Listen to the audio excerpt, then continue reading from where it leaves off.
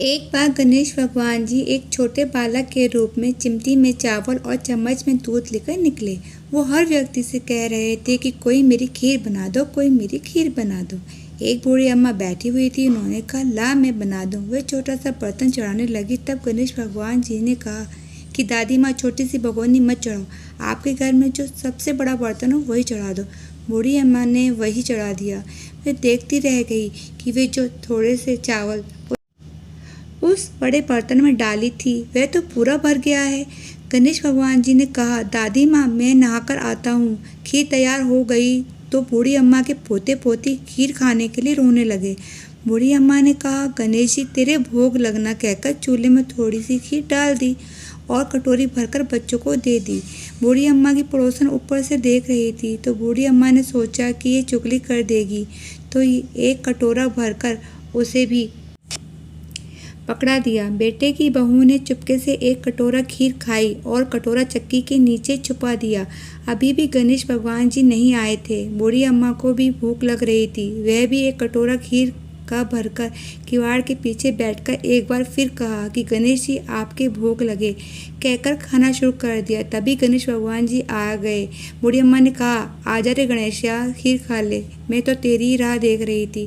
गणेश भगवान जी ने कहा दादी माँ मैंने तो खीर पहले ही खा ली। बूढ़ी अम्मा ने कहा कब खाई? गणेश भगवान जी ने कहा जब तेरे पोते पोती ने खाई तब खाई थी, जब तेरी पड़ोसन ने खाई तब खाई थी और जब तेरी बहू ने खाई तब खाई थी, और अब तूने खाई तो मेरा पेट पूरा ही भर गया। बूढ़ी अम्मा ने कहा बेटा और सारी बात तो सच है, पर बहू बेचारी का तो नाम मत लो, वह तो सुबह से काम में लगी रही है, उसने फिर कब खाई? गणेश भगवान जी ने कहा चक्की के नीचे देख झूठा कटोरा पड़ा है और तूने तो मेरे भोग तो लगाया, वह तो वैसे ही खा गई। बूढ़ी अम्मा ने कहा बेटा घर की बात है, घर में ही रहने दो, बताओ बच्चों की खीर का क्या करूं? गणेश भगवान जी ने कहा पूरी नगरी को खिला दो। बूढ़ी अम्मा ने पूरी नगरी को खिला दिया। फिर भी बर्तन पूरा ही भरा था। राजा को पता लगा तो बूढ़ी अम्मा को बुलाया और कहा क्यों रे बूढ़ी अम्मा, ऐसा बर्तन तेरे घर पर अच्छा लगे या हमारे घर पर? बूढ़ी अम्मा ने कहा राजा जी आप ले लो। राजा जी ने खीर का बर्तन महल में मंगा लिया।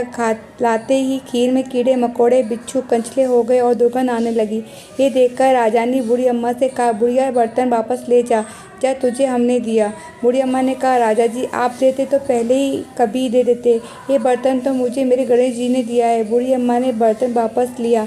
लेते ही खीर सुगंधित हो गई और घर आकर बूढ़ी अम्मा ने गणेश भगवान जी से कहा बची हुई खीर का क्या करें? गणेश भगवान जी ने कहा झोपड़ी के कोने में गाड़ दो, उसी जगह सुबह उठकर वापस खोदोगी तो धन के 2 चरे मिलेंगे। ऐसा कहकर गणेश भगवान जी अंतर ध्यान हो गए। जाते समय झोपड़ी के लात मारते हुए गए तो झोपड़ी के स्थान पर महल हो गया। सुबह बहू ने फावड़ा लेकर पूरे घर को खोद दिया तो कुछ भी नहीं मिला। बहू ने कहा सासू जी थारो गणेश भगवान जी तो झूठो है। सास ने कहा बहू मारो गणेश झूठो तो नहीं है, ला मैं देखूं। वह सुई लेकर खोजने लगी तो टन टन करते 2 धन के चरे निकल आए। बहू ने कहा सासू जी गणेश भगवान जी तो साचो ही है। सास ने कहा गणेश भगवान जी तो भावनाओं का भूखा है। ये गणेश भगवान जी जैसा आपने बूढ़ी अम्मा को दिया वैसा सबको देना विनायक जी। शायना दिल की बात।